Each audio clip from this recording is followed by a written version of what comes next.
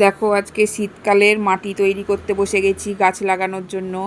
এটা আমার ঘরোয়া জৈব সার আর গোবর সার মিক্সড করা মাটি, অনেকটা পরিমাণে কিন্তু মাটি আছে। তার সঙ্গে দিয়ে দিলাম হাফ বালতি মতো বালি, যাতে মাটিটা উর্বর হয়। আর দেব কাঠকয়লা। কাঠকয়লাটা আমার ঘরে ছিল অনেকটা পরিমাণে, কিন্তু কাঠকয়লা আছে যেহেতু মাটিও অনেকটা, তো কাঠকয়লাটা আমি একটু হাফ ভাঙা করে ভেঙে নিয়েছি। এই কাঠকয়লাটা মাটিতে দিলে কিন্তু মাটির পিএইচ লেভেল নিয়ন্ত্রণ করে, যার ফলে গাছ বেশি পুষ্টিগুণ বাড়ায়।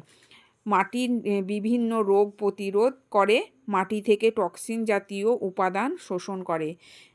এর ফলে কিন্তু গাছগুলো খুব ভালো হয়। তো কাঠকয়লাটা দিয়ে আমি মাটিটা খুব ভালো করে কিন্তু মিশিয়ে নিলাম।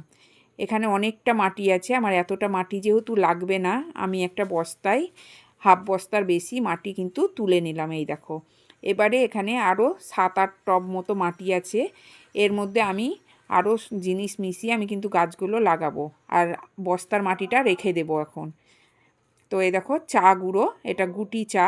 তো আমি দোকান থেকে কিনে আনা করিয়েছি, এটা 60 টাকা কেজি নিয়েছে। গাছের জন্য বললেই কিন্তু এই চাটা পাবা তোমরা। এইটা মিশাবো। আর এখানে নিয়েছি 0050, এটা 1 চামচ নিয়েছি।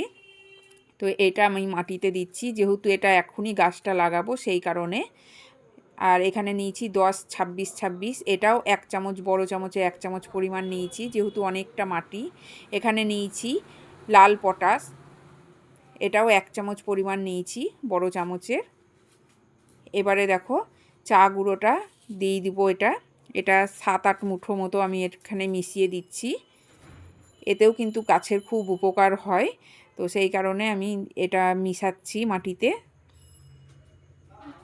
আমার কাছে হাড় গুঁড়োটা নাই, হাড় গুঁড়োটা আমি পরে দেব।